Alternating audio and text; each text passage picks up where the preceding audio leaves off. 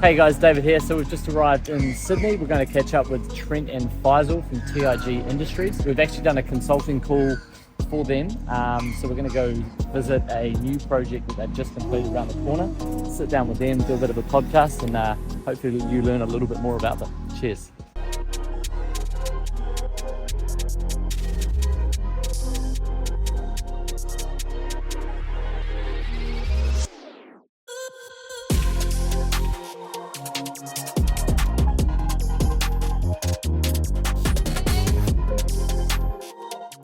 Boys, thanks very much for letting us in today. I know we've had a little bit of a catch up outside, but yeah, thanks for your time and awesome. I know we've called up before, we've done like a little consulting call. We'll start right from the start. I want people to feel like they can get to know you, etc. Trent, where are you from? And Faisal, where are you from? Start with Faisal. Background? Wow, where am I from? Heritage-wise, from Pakistan. Yeah. I've been in the country for a long time now. And yeah, been in building for about 20 years. Nice. All in Australia or? All in Australia, around Australia, but all in Australia. Okay, yeah, cool. Managed some remote projects in the Asian side of the world. Nice. But all from Australia. Okay, cool. Yeah. So where did you start your journey in Aussie? Started the journey working for a home builder. Yeah. In what part of Australia? In Sydney. In Sydney. Okay. Yeah, Cool. just started in their office, started on carrying bricks around and then estimating and Nice. coordinating, small family business. Nice. And then felt like, wow, this is really good. Yeah. I might be interested in this. Yeah, And cool. found a reason to wake up early in the morning and be somewhere. Yeah. So looked into it further and eventually went through university and completed my project management degree and got into fit out straight after that. Nice. And being in that commercial fit out side of the world in the building industry. Mate. Coming up to 20 plus years this year. Yeah, nice. And Trent? Yeah, so born and bred in Sydney. Nice. Footy growing up, all that type of stuff, really, really sporty. Then left school in year 10, or I don't know, wasn't really out. Yeah, that's an early finish out of school, man. They sat me down and said, I think it's better for you to start a trade instead of continuing school. The only thing they wanted me at school was for sports. So, jumped into carpentry when I was about 14 and a half. Straight through the apprenticeship, was finished before I was 18, straight through building. Did that for a good sum of like 8 to 10 years. Yeah. Got over it, sold all my tools, got out. Didn't want to be working with my hands anymore. Why'd you get over it? Like, what was the any reason? No, not really, man. I'm very, very good with my hands. Like Faisal knows, you've seen me on the tools. I've been very, very good. But just, I don't know. Like I do things and I want to expand. I want to grow. But in saying that, I left building and I bought a truck and started doing rubbish removal for myself. Nice. Then got into the wrong, sort of started making really good money and started partying and doing the wrong things, I guess. And then snapped out of it, jumped into business. Yeah. Separate business to this. How old were you at that stage? Probably like 26 or something. Mid-20s. Mid-20s or something like that. I suffered like mental health issues, like high anxiety, which causes depression, that type of stuff, which probably is the main reason why I didn't want to be on the tools. I felt like the physical aspect wasn't really doing much for my brain. Yeah. And then I started into demolition and rubbish removal business. Fast forward all the way through to going back into building and starting the company. Now I'm full into it. I love personal development. He buys a lot of tools. Yeah. I still Doesn't love use tools. them. What do you do with them? Just love tools. I love tools. So you've got a couple of garages at home, yeah? Yeah, I feel like if I could retire now on a good wicket, I'd go work for Bunnings or something. Yeah. Just to get tool discounts. It's just, I don't know, like I still love it all. Yeah. I don't want to be bogged down in doing the physical work. I'd rather manage. I love business, so that's where I'm at now. What brand of tool are you obsessed with? I got a soft spot for Hitachi. Hitachi, but the range isn't that good. So. Yeah. Okay. Hitachi, so Nikita's the big dog when it comes to selection. So, nice. Yeah. So any tool really. Yeah, cool, man. How did you guys sort of link up How'd you guys meet each other? How'd you first sort of approach about going into Well, business together? it's funny. It's a pretty funny story, but opposite to what Trent said about tools, I never wanted to be anywhere near tools. My old man was a tradesman, and he's one of those guys that would pull things apart and say that we could find a way to put it back together. So I spent countless afternoons, full Saturdays, sitting next to the car with something pulled apart, cursing, and Dad's just trying to figure it out. No Google, no internet, and refusing to talk to anyone. And so I was pretty adamant that I didn't want to be anywhere near tools. And so I always wanted to become, when I realised I wanted to become a builder, it was so that I could become successful and make money and travel the world and things like that. So it's very different to Trent's journey into it. Yeah. And our worlds came together a little bit when I was working for a commercial fit out company. Yeah. And via referral, these guys, Trent was running a structural demolition company. Okay. And we had a pretty tricky job in Kerry Packer's old building. And a few people disappeared and didn't want to know about the work. And these guys came along and absolutely belted it.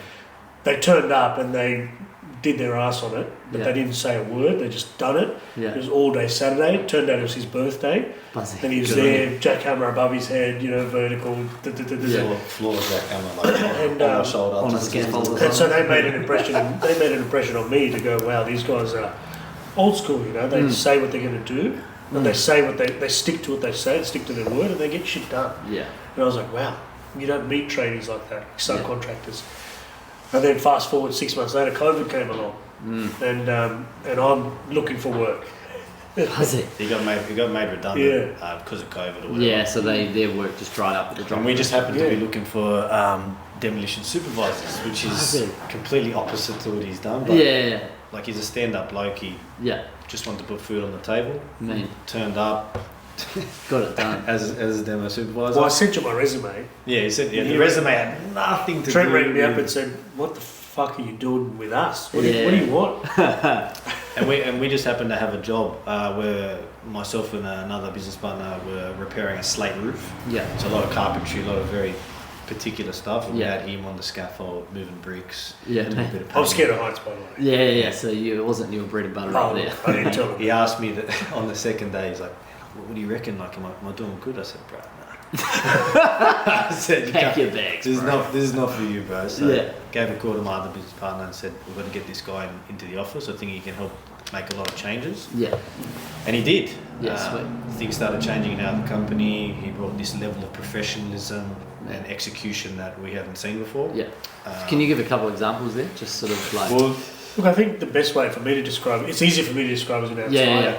These guys ran it was like a family-run business because Trent and Tyrone, they're brothers, so it was a very close-knit team and a lot of trusted clients. So a lot of things were in the air, a lot of things were happening. But being a small-knit business, Tyrone, the one partner, was running a lot of stuff on his own. And it was due to a couple of different reasons, but mainly to keep it going. Yeah. And I was able to see that with a little bit more organisation, the company could grow. Like simultaneously in different directions. Yeah.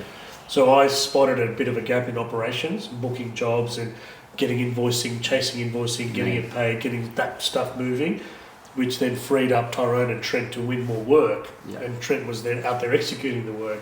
Yeah. And it just started a nice sort of flow and separated, because you're in a company, you want to be putting the people with the strongest skill in the strongest areas. Tyrone's strongest attribute is sales and delivery, and he's amazing at it. Yeah. But then when he gets bogged down with organisation, when he's bogged down doing emails and booking jobs, he's not winning the work.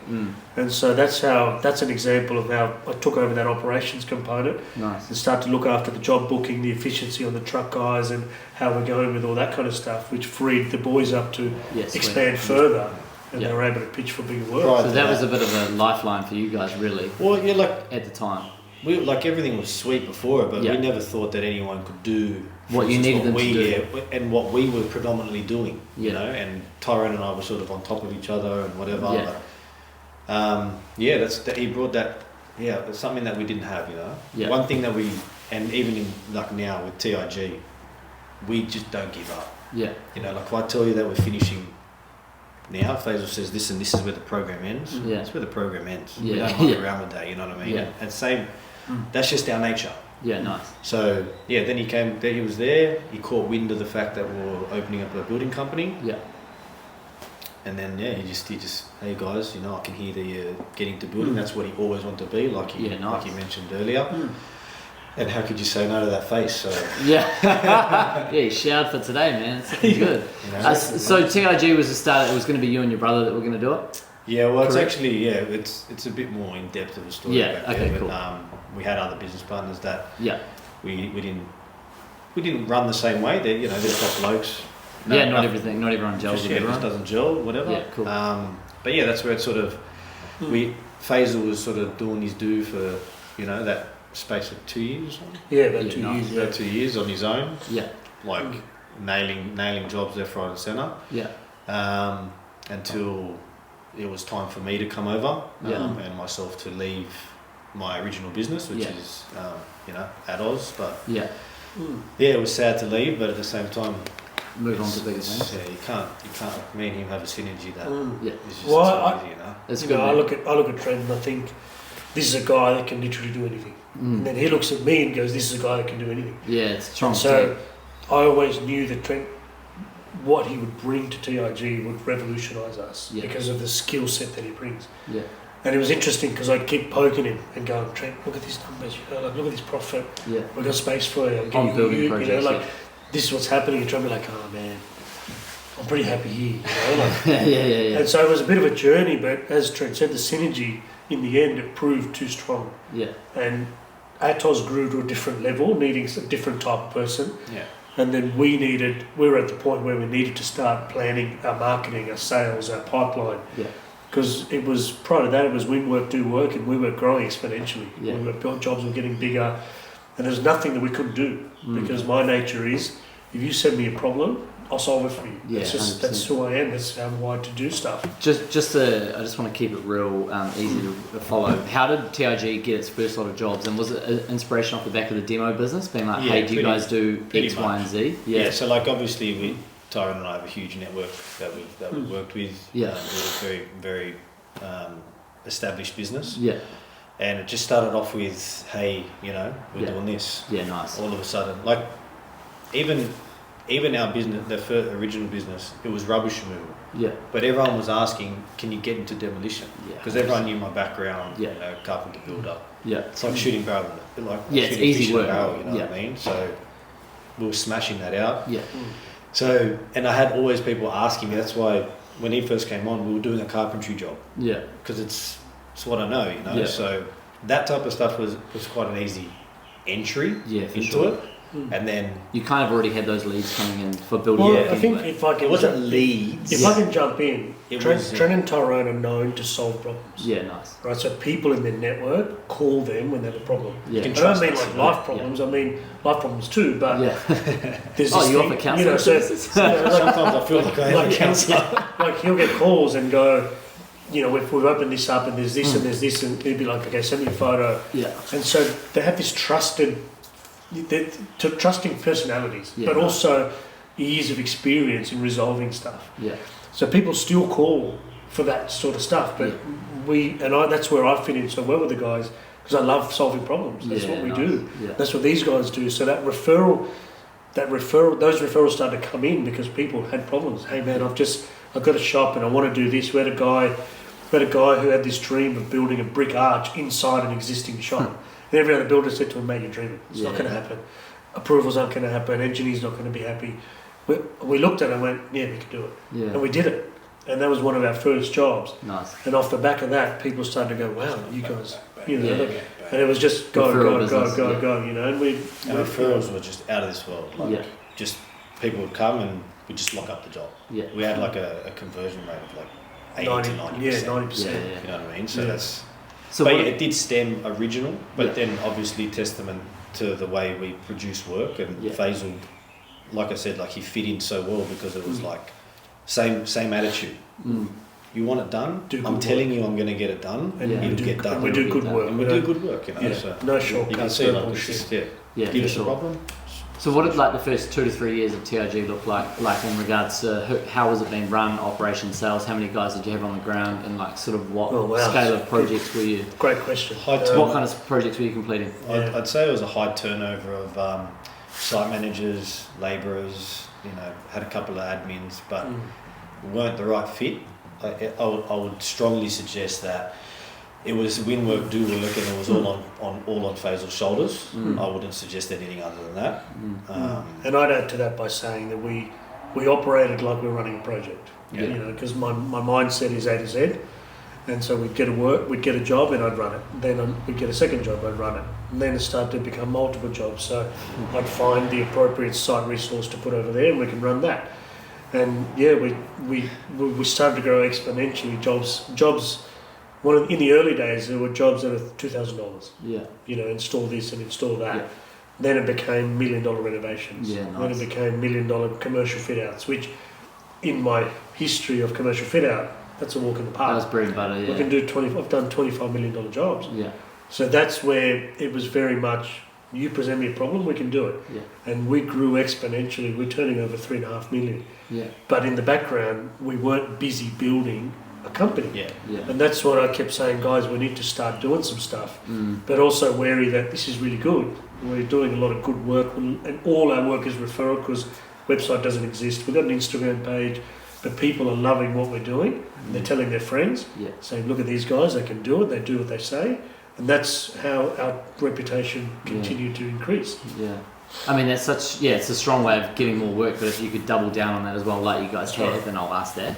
But yeah, if you can promote that stuff online, then you're hitting two angles. You're getting new business and you're getting repeat old clients. Well, it's not just online, obviously, like delivering a project, there's like an immense amount of, I don't know, like components that go into that to get it done the way we get it done, or how it's meant to be done, right? And that's project to project.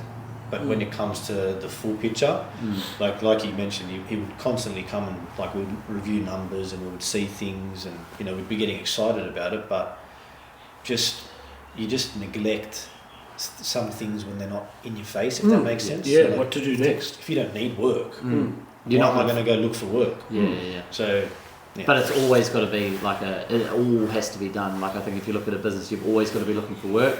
You've always got to be looking at probably hiring talent. You've always got to be looking at crunching your numbers. Right. You've always got to be looking at your marketing. I feel like if you drop off on any of those points, like the best way to explain it is like you drive your car. You got your speedo, you got your temperature gauge, you got whatever other gauges you got, which tell you that your car is running well. Yeah. So if your fuel's coming low and you don't have a fuel gauge, you're gonna run out. Yeah. And that's the best way to explain where we didn't have that. Yeah. So it was just cool, bottom line, making money, great.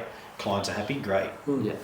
Clients are referring us. We're getting bigger and bigger. Yeah. We've gone from an office to a full-blown office. From a room sharing with someone to full-blown office. We've got vehicles on the road. We've got a brand that's starting to establish, and we're presenting a big game, and our clients are loving what we're doing. Yeah. And we're now putting experiences in front of people to go, this is what we've done. Yeah. Here, physically look at this. What do you think was like the shift point between understanding that you did need to build a brand and do more of that? Was there a point in time where you thought? Yeah, I think the guillotine moment, I think, was that. The guillotine. I put it down to like just us. Yeah. So in our coaching, it's called big dogging. Yeah, nice. So I like that. It's just like a thing that gets thrown around when when you're doing well, and you think that we didn't do this, but it's time to go buy a Ferrari. Yeah. I can't carry timber on a Ferrari. Yeah. You know what I mean? So the way we big dogged it is our dream is always to do our own projects because decisions can be done lightning fast. We know what's going on. It's just so much easier as opposed to we're going out of scope here. Excuse me. We're going to do this. Are you happy with that? Take some photos, ring the client, email them. It's a full process, which just adds to the program, right? Yeah. Which we do very well, but we neglected it. Yeah. We went into and we bought our own project. Yeah. Turned what we think is one of the best products that could have been in that area. Yeah, nice. But that's not what the area needed, and we neglected focusing on the dash. Yeah. We forgot to focus on all the gauges. And that's where I feel like it was a big smack in the face. We just so happened to start business coaching at that time. Yeah. Another thing that we neglected for a couple of years because it was just sort of like, oh, why do I need it? Yeah. Do you think that's something you wish you started earlier? I've been doing business coaching for a long time. Yeah. And Faisal had not, and I would constantly say, "Hey, bro, like, why don't you do it? Hey, bro, just jump on." But like, it's and I'd say, "Yeah, nice." But then, but what do you do? For me, the Guillotine Moment was when coincidentally we're high flying, we're big dogging, we've got our project, we're making decisions, we got all the loopholes, CDC, and we've worked out how long we should hold it so we can minimise capital gains, and all those things are going really well. And in the background, the market started to drop a little bit. Yeah, the inquiries started to drop a little bit. A few jobs went on hold, and he was thinking, "This is okay. This is still okay." But what it exposed was that we were big dogging. We were running off gut feel. We're running off cash in the bank, and we should have been maybe holding onto that money and investing in marketing and sales and those kind of things and lead generation. But again, how do you know something you don't know? Yeah, you go back to what you've been doing and what's been working for you. And we felt that this is what we've always wanted to do, and we got to the point where we got a little bit complacent. Like, you know what, we made it here. Look at us. We're smashing this. This is our properties. Everything's going well. We've done it in record time, ridiculous amount of work. Yeah. And we're like, okay, we've done it. We've achieved it. And that's the Guillotine Moment, is when you feel like you're there. Yeah. Complacency sets in. And then shit goes down. Yeah.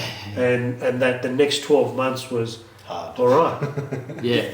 That was the next question. Sort of what's been happening over the last year and a half. Yeah. Well, etc. There's a few different colourful ways to explain it, but I think for me the best way to explain it is 12 months of learning. 12 months of this is the basics of running an organisation, a business, building a brand. Yeah. Yes, we can run projects. We can smash them out of the park.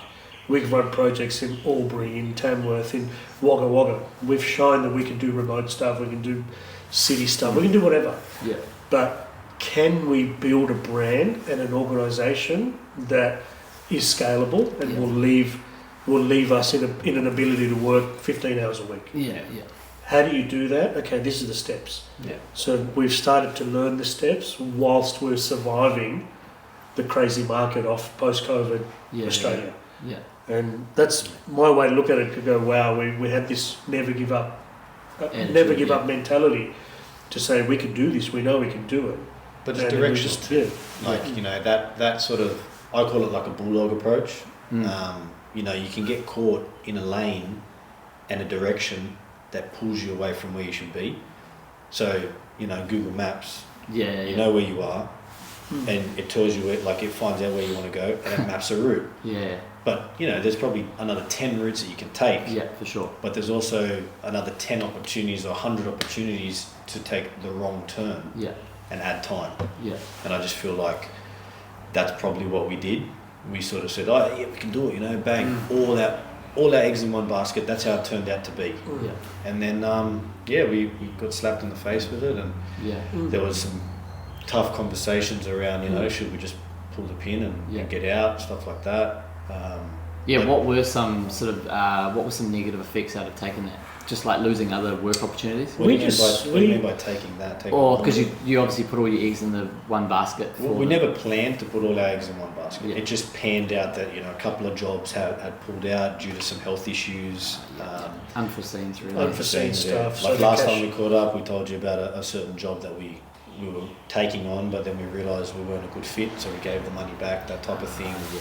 So huge amount of learnings, but I would say, it wasn't by choice that we put all our eggs in one basket, but I feel like it was the best thing to ever happen to us, because it put us in hey, we got to get this shit done. Where do we need to focus on? Coaching had just started. It gave us a direction. It gave us a structure on where we need to focus. And like for us, I don't think we'd ever leave coaching. Yeah, correct. We love having that outside look in. 100%. And like Faisal knows, like I already knew a lot of this stuff. I sort of came across and was leaving Faisal to to run the ball up. Thinking I'd be able to play golf and do stuff like that. But yeah, it didn't work out that way, and it was I feel like it was the best thing to ever happen to us because we changed the whole structure. Yeah. And we focus on every aspect of our business now.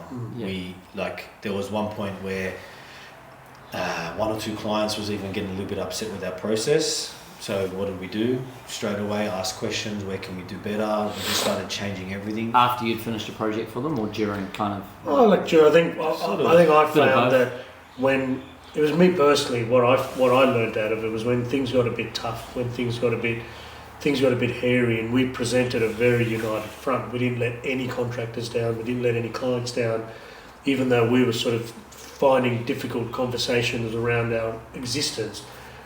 We were never in a position to let people down, right? So that's one aspect. Quality never dropped. Yeah. Contractors always got paid. Nothing changed on that aspect. But I would say communication levels, correct. The niceties that set us apart, we let go of. The extra 1%ers still getting done. Yeah. Everything's still getting done.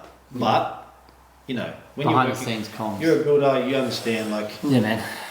When we're with a client, it's sort of like, I don't know how, the best way I explain it is like you go to a doctor. Yeah. And you say, hey, I've got this problem. I've got a bung elbow, whatever it may be. He gives you a prescription based on your problem, right? And you listen to him. You take that prescription, off you go. Yeah. I find a builder is very similar. If you can find someone that you trust, then what happens is, hey, I've got this problem, I've got this old property, or I've got this leak, or whatever it may be. And we're there to provide a prescription.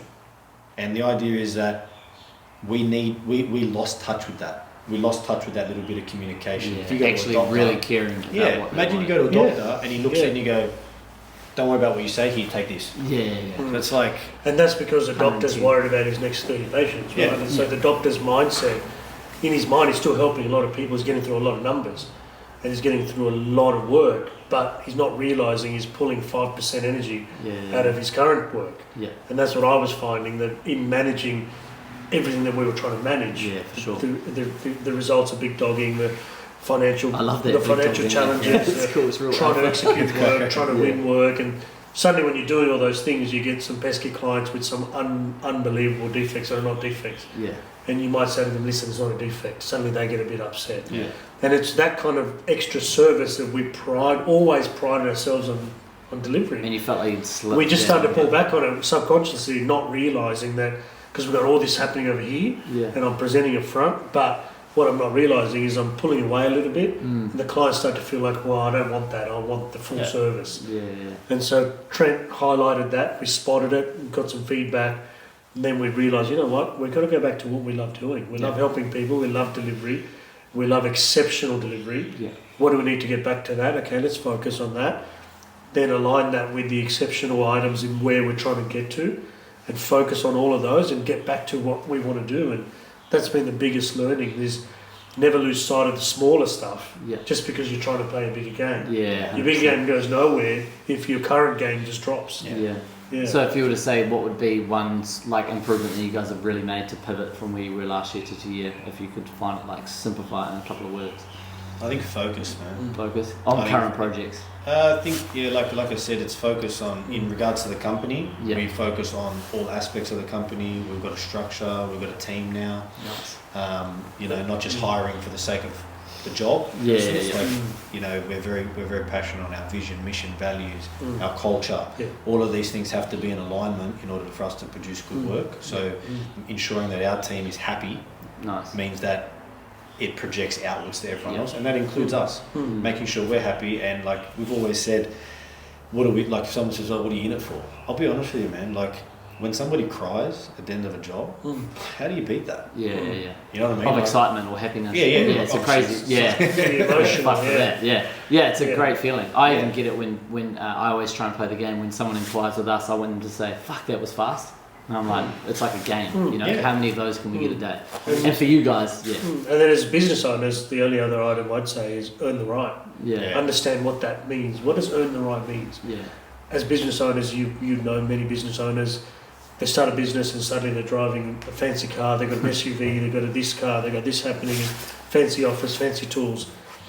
but you've got to really earn the right to get to those growth levels. And it's easier to get lost in all of the growth and the emotion and go, wow, I'm going to big dog it, right? And those things are linked. So for us, the big lesson was, have anything we want to do, have we earned the right to do it? Yeah, it sounds like you guys got kind of humbled by that one.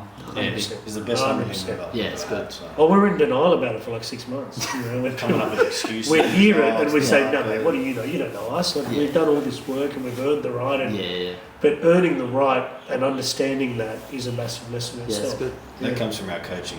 It's the first thing they said, you've got to earn the right. And we're looking at each other like, what do these guys know? We've been in this game for 20 years. No, it's good. What does the company current structure look like, from office to tools to subcontractors to how does it's really how clear, does it work? really awesome, really clear. Trent's general manager. He runs a business aspect of items. Nice.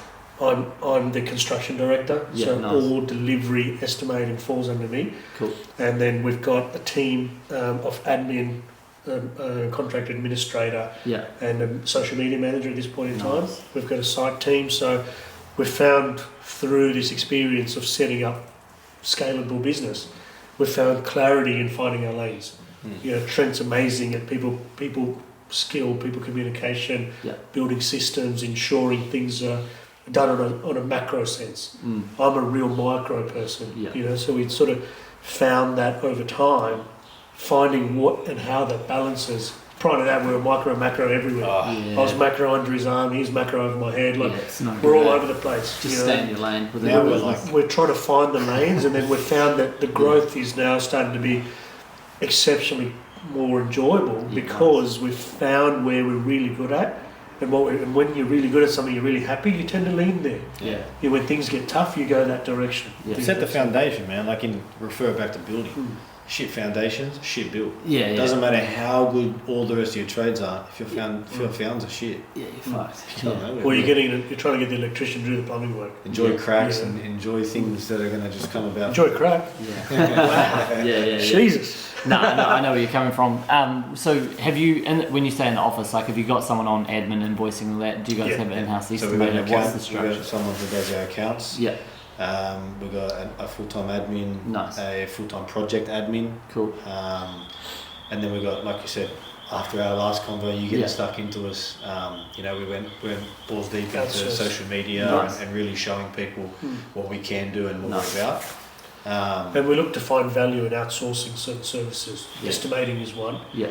Site management is another one. And we found that we were able to ensure our cash flow is protected by having some flexibility around those items until we earn the right and get to a point where, okay, this is where we can make sense to we made a big shift around the fact that it's not about hiring just a person that may fit the bill for now. It's no, I want to find someone who's the best in that spot. So in regards to outsourcing, if we need to expand to doing 10 jobs like that, we can. And we've got that opportunity to do that, where prior it was sort of both of us running around like headless chooks. No structure. We're trying to ring our relatives and uncles and looking for people. Can you go here? Can you do that? Because I've always had this belief that I can get anyone to deliver a job because of the guidance that Trent and I can give to a person. That's great, but when you're doing 10 of those, your mind is not in the right space. It all falls on us. And you can't do that. How are we meant to look at the like you said, the macro side of things and make sure that the deliverables are actually happening? If you're stuck in the grind, if you're stuck in the middle of it. You can't see from an outside perspective. So now we've got 10 jobs about to approve. Great. We talked to a couple of different parties of companies that can supply high quality site resource. Carpenters, perfect. Whatever. We don't have to sustain them on a full blown contract on our books for 2 years and try and overcharge for them. We get the person who's best suited to their job, is available, and brings the best skill, so the client's the happiest. It's a win-win situation. What's your guys' current process from lead inquiry to selling the job? If you want to give a bit of a breakdown on that, what do you guys send out when someone inquires? That's obviously your lane. You do all that. So it's a little bit different depending on who's actually inquiring. If it's B2B or if it's B2C, it does change. But I can use, Facebook marketing.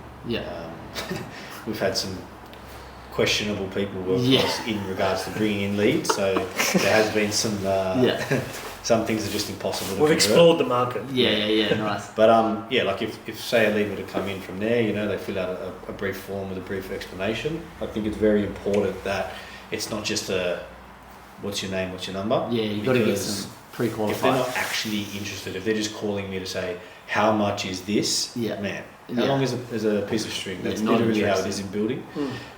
So yeah, then generally we book in for what we call a discovery session, Nice. where it's just a free call.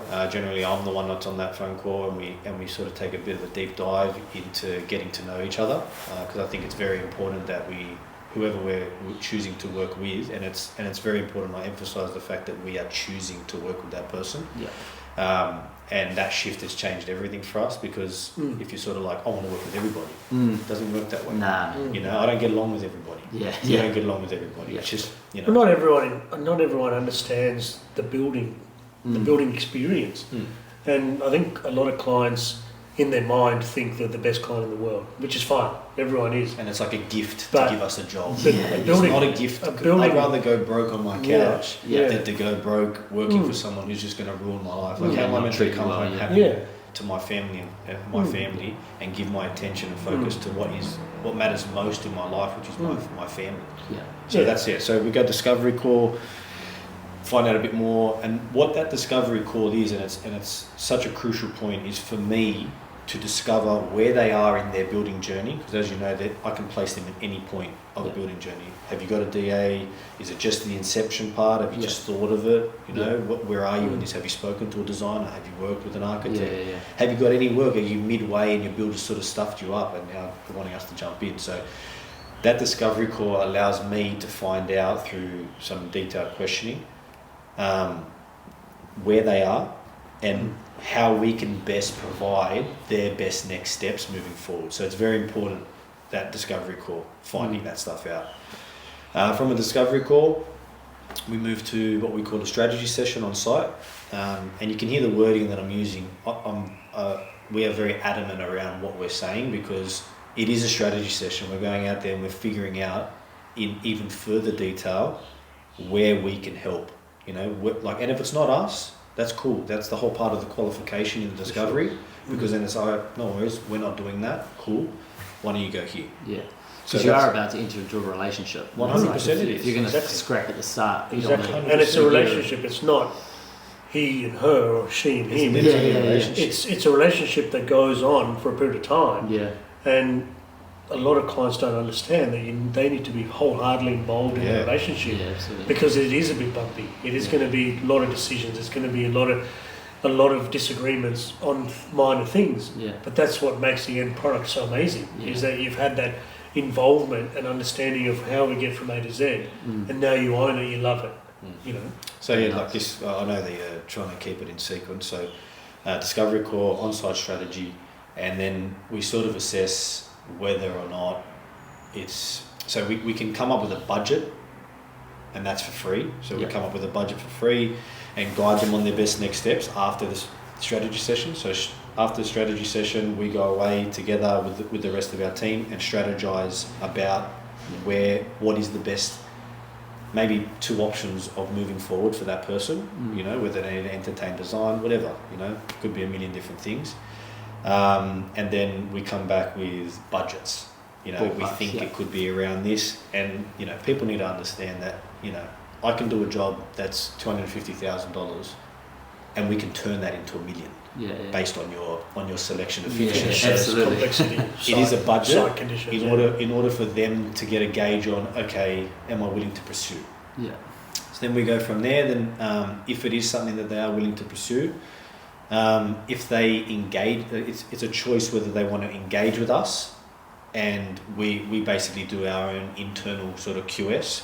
If they don't want to engage, we actually like team up with you guys as well. Nice. In regards to the fact where the reason why we've created that one step where it's like, would you like a detailed QS or would you like a trade breakdown? Those 2 options is a learning that you gave to us, because it's an option to find out in detail what's to happen next, what you need to prepare for. And it takes a lot of time and effort for us to do. 100%. Or for instance, if we're short on time, it costs money for us to get it done by an outsourced team. So that gives them an option to be able to say, okay, thank you for that. I'll hold on to that. And right now I'm not ready. Yeah. Whereas, you know, a lot of other builders will just try and get that engagement. You know what? Just, you know, get engagement, and then it's sort of like you're stuck with them because it's the devil that you know rather than the devil that you don't. Yeah. So It's a that, good and I saying. see that in the industry a lot. Like clients are just so unhappy. I've actually had clients, and you know how you said therapy session. He's sat there, and I've been on the phone for like 45 minutes to an hour to a client that I know I won't be able to help because they're already engaged with the other builder. Yeah. And I know they're not going to go with me, but I'll just try and help them to understand wherever they are. I don't badmouth the other builder or anything like that because I don't know what they're going through. Yeah, so sure. you can't. It's just not something that you do. Well, that budget step is so crucial because we also find that competitors are giving unrealistic numbers to people, and they're basing their whole decision making around a number that's non-existent or unrealistic. Well, it's sad because it actually ruins our industry. That's because right. people will come in, and let's just say you're the client, and you say, you know, I can only spend 150 grand. Yeah. And we all know that job's 250. Yeah. Right? Sure. And you're not going to get out of that 250. Maybe you might get it to 200, right? But a lot of people, just to fill their pipeline, and I understand it. Like you're trying to make money for your family. Yeah, man. So I get it what you're doing, but it's not right what you're doing. To go in cheap, get your budget Looking to correct. that 150, And knowing very well that I'm going to hit you with a bunch of varies you to got get my number unrealistic up. allowances that make no sense, one-liners. Yeah. So we focus on ensuring that whether we go detailed QS or a detailed budget, We provide it's a high giving level of you detail. a budget that's within 10 to 20% of where you're going to be, Yeah. within some assumptions. Yeah. But we're not going to come and say to you it's 200,000 and then it comes time to put a proposal together at 600. Yeah. It's We're going to come to you and say, look, we think it's about 550 to 650, and we can further explore that for you, and we can help you cost engineer if that's above what you want to do or your borrowing capacity. Yeah. It's all about providing value. Yeah, we're trying Yeah, to. 100%. We're in there with this 7 or 8 page proposal, and we're seeing others with a 1 pager Yeah. with line items, Carpentry, kitchen this 5,000, one, this carpentry one, this You're 6,000, talking my game, basic man. stuff. I You know what know, you're saying. Yeah. and people are going, no, but this guy told me my kitchen is 5,000. Yeah. I said, but Yeah. what does that involve? Yes, the Is that a bottom drawing? cupboards are Is fine. that, is that a drawing for the kitchen? Yeah. Like, what is that? You know, Yeah. Where's So- the proof of that Yeah. 5,000? Yeah. Is it one line or is it 10? Yeah, Yeah, and, where's the detail? and so we're just trying to give people the value Yeah. so they can make a valid decision on something real Yeah. to say, okay, well, you know what, guys, thank you for the QS. We're going to take this and tend it to 10 people. You can do that. Yeah. For sure. We're not holding IP on you. Yeah. You're able to do You that. own We- it. We only really want to work with people that want to work with us. Yeah, that's Because that's otherwise it's just a headache. If you're with your significant other, but they don't really want to be with you, it's not a fun life. Yeah, You know what I yeah. mean? Like happy wife, happy life. Yeah. That just gets thrown out the window. Yeah. Same thing. Like we're talking about a relationship here between us and the, you know, potential owner or shop owner, or whatever it may be, right? So that's where we've looked at how the market is and how it generally is run, and we're like, we don't want to be like that. Yeah. Why? Do you feel like this is kind of linked to my next question, so I'll throw two together. Do you reckon if there's like scarcity of jobs in the market and builders say not winning as much work, that's why they're doing it to But come that, cheap? I think it's a high contributing factor to it. Yeah. And I'm not saying that they're doing anything wrong, but it's the game, right? Yeah. So like, you know, if you're in large scale shop fit outs or large scale office fit outs, that game is so heavy on almost coming in at 0% margin. Yeah, it's worth it. Then in the door. squeezing all your trades, then hitting the client for varies. It's not up front. Yeah. When you know very well it's not going to be like that. Now, it's not just the builder's fault. It's not just the head contractor's fault, because clients are dictating what their budget will be. Yeah, to the builder. So then the builder, even if they're not doing the wrong thing, right? They're thinking, okay, this is what they want. I've got to give them what they want. Yeah, yeah. And then eventually they'll try their hardest to get to that, but unfortunately your gut feeling is going to tell you that you must charge more, hit the varies, get it to a certain point, you know. So like It's the wrong way around, It's eh? not. It is, Yeah. It really It is the is. wrong way around. And some builders' defence is, oh, but you know, I just thought they'd have a small kitchen. and they've gone with triple the size. But so they now do. it's an obvious variant. But clients do that. And that can happen. So we're trying to give you a budget saying your kitchen in this budget is 20 linear meters, and there's this many cupboards, and there's this many pantries. And yes, it takes more work to do that, but we're trying to paint a realistic picture for these clients so they can manage their cash flow and what they can afford. And and the clients that we find really find that helpful, they're the ones that understand and are happy to get into the journey. And we're happy to help them in every way possible. And go, here, we're here to help you as transparently as we can. And we try to be as transparent as possible. Like, so even you're asking me the process, I know the process off the top of my head. You know, discovery course, strategy session, some form of engagement, whether it be, you know, obviously we give a budget, and then it's some form of engagement, whether you want a QS, you want to exercise that, or do you want to engage with us, and we start the process. When you start the process with us, you're getting a full-on Gantt chart, which basically tells you where you're involved, everything about the project, when we're going to have a barbecue, all of that stuff, and we adhere to that 100%. We do not skip out on any of that stuff. And then like that's the idea. So it goes from full-blown estimation, acceptance, complete the job. You'll see how efficient we are when you do work with us, and then it's complete handover. And the idea is that there's a bit of product care at the end of it as well. You know, like. So we're not interested in tricking clients to win work at all. So that's why along that journey, there's so many exit points for a client to go, thanks for the QS, I'm going to go elsewhere, I'm going to tender this. No problem. We're here to help you. If you don't see that, that's okay. We're not here to trap you and feel like you're trapped with us for the journey of your job. For the whole project. We want you to enjoy the journey of the job, and we're here to guide you through it and give you the expertise where you need and give you the input where you need to do it, and we'll guide you along. And at any point in time, if you're feeling like you're trapped, you're free, you're not trapped. For sure. And we've found just that with that transparent approach, people are saying, well, okay, I see what you're doing. It makes sense. I don't know about you, but if I go to a gym and you're trying to sign me up for a year, I'm not signing up. I'd rather just go to like a 24-hour gym and, you know, back your product. Because if you can back your product, why do I need to lock you in? Absolutely. If I lock you I know in, you'll come back anyway. Exactly. So that's the idea, and it's good. It keeps pressure on us and makes sure that we are delivering it at the highest possible. It keeps us accountable. That's the biggest thing. Where do you guys sort of see the market in the next 6 months and relate to your pipeline and what you've got current? And have you seen any like drastic improvements in your business with social media being input in? Of course. Two-part question. The biggest thing you can see it in the market. A lot of trades, a lot of builders are talking about, there's no work and it's drying up and all this type of stuff. But we've got a lot of work on, man. We've got a lot in our pipeline. We're constantly pricing. I think social media is a huge component to that because you're hanging out with us when you're not hanging out with us. So you get to know us. We get to give you free information. Like I was speaking to you before outside, I'm not hiding anything. We're not hiding our process. We're not hiding how we do things. We're here we'll give you whatever information you want. Now, what we do is not easy. So when it's come time that you want to engage, we'll guide you through that whole thing. And we'll show you how it's meant to be done. So, I would say that. So the social media component's booming, but where we see the market, it's a tough question to answer, so just depending on who you speak to. We feel that, what's the best way to answer it? A lot of people are talking bad about it. We've noticed this. People have been talking bad about it since 50 day years. But that's the win work, do work cycle. So you win work, life's awesome. But all of a sudden you haven't been focusing on any other part of the business. Now all of a sudden that work's finished.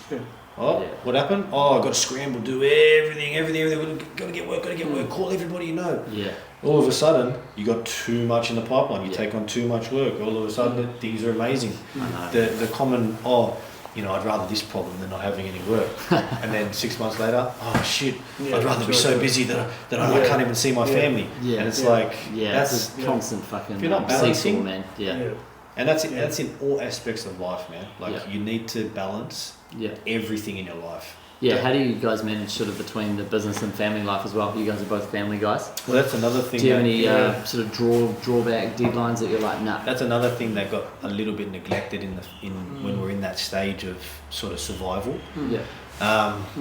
We are 100% family first Yeah. and family orientated, even with our teams. You know, when it comes to health or wellness or anything to do with that, nice. it's don't even ask. Just tell us, okay, you're a little bit unwell. That's okay. Take the rest of the day off. That type of thing.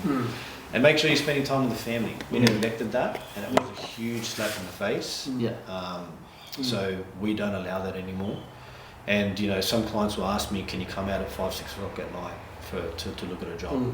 At 5, 6 o'clock at night, my phone's not on me, and I'm with my family. I'm with my son. I'm with my daughter. I'm with my pregnant wife. Yeah, nice. And we're spending time. Nice Oh, work. thank you. Yeah, it's all good. Third and final, man. That's what you said at the second That's one. getting turned off. Second and final. Yeah.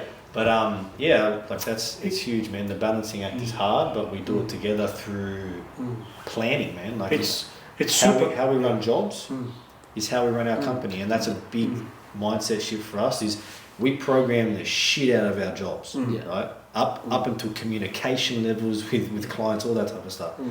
But then all of a sudden, you're not doing it for your life. And in coaching, they call that time blocking. So we look at our calendar as our Bible. Yeah. And you know, from my morning routine, which is like a half an hour strict routine that I do, I won't get into it, but into straight into work life. But there's a hard stop where, for instance, you know, his children are at the point where they go to school, so he goes and does pick up stuff like that.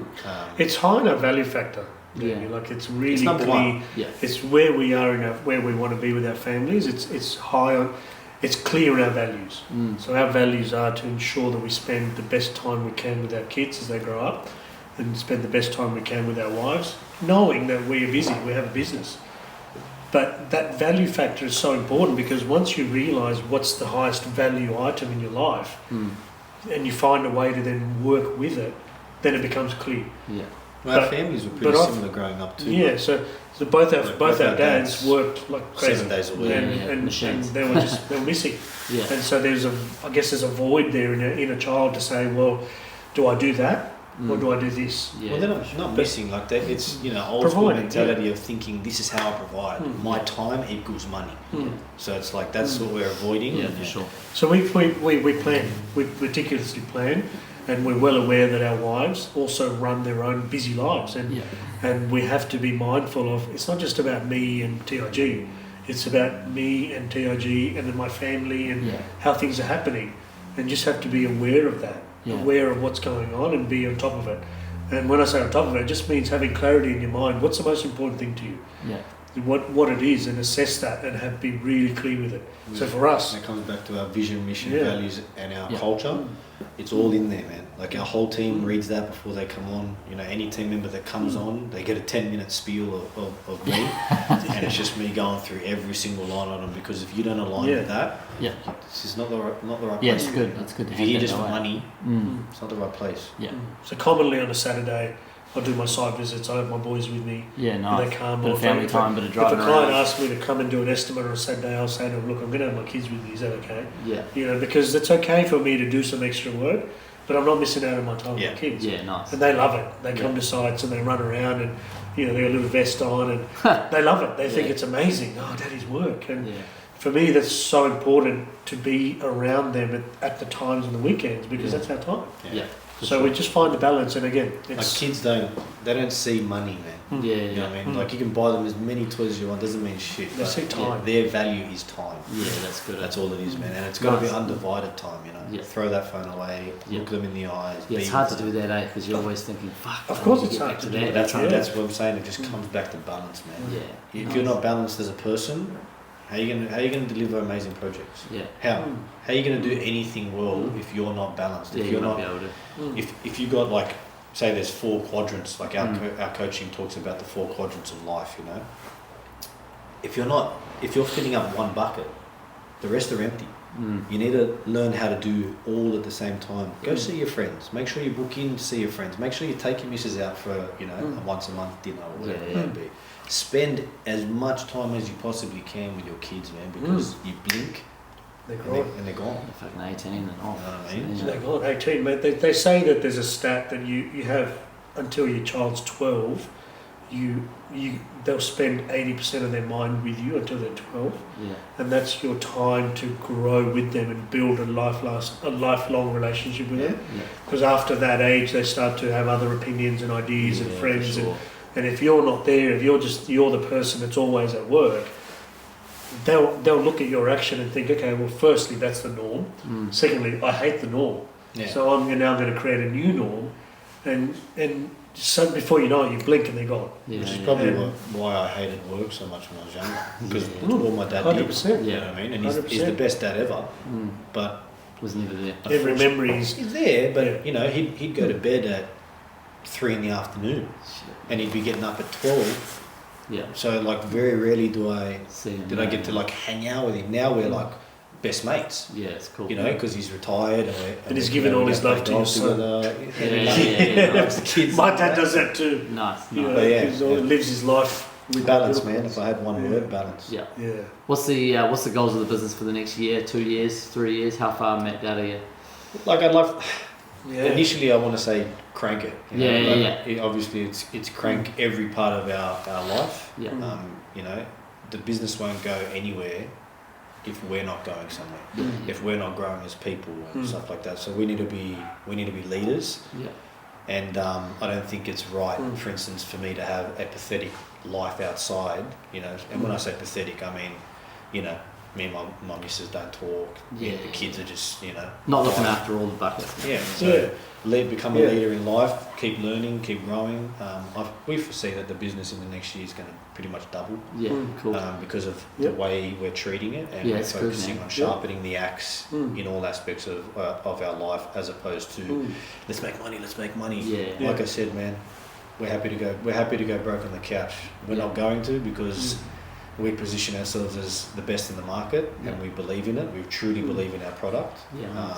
And work with us, and you'll see what happens, man. Yeah, nice, man. That's a good sales pitch. We're investing in systems. We're investing in AI integration. We're nice. ensuring that we're able to create that scalable business where we enjoy being in business. And if you can see us today, we've got sites running, we've got stuff happening, but we're able to sit and enjoy some time with you, knowing that we've put the wheels in motion in having a business that can grow and be fruitful, with us being able to pull away from it. Like imagine being on site and your builder just says, "Hey, I'm sick, I can't come in today." Doesn't that put a hindrance into your program? Yeah. So like, for me, like a lot of we've lost jobs sometimes because they're like, "Oh, you know, this builder's got his hands on. He's got a team of carpenters." That's great, but when you got all that internal, your management is not focused on 100%. You're on the tools. You're in it.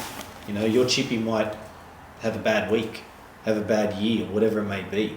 That's where we're like, we're able to do what we do because we focus on management. Nice. Anything final you want to say if people are watching this? Clients, builders, you know, potential customers? Look, potential clients, don't be afraid of the journey. Yeah, nice. You know, be all in wholeheartedly, and you'll love it. The results will be phenomenal. Yeah. Get clear. Yeah. Make sure you're saying what you want to say. Pick a builder that's actually focused on the right things. You know, nice. Get to know the builder, not just anyone can show you a nice picture of what I did, sort of thing, and give you a cheap price. Nice. But what is it that you really want to achieve? And I would say that life is the journey. Life is not the result. So pick someone who's going to give you the right journey. Nice. Thank you very much, boys. Could talk to you for fucking hours. Thank you very much. Legend. Cheers, man. Legend. Awesome, man. Thank you, boys. That was good.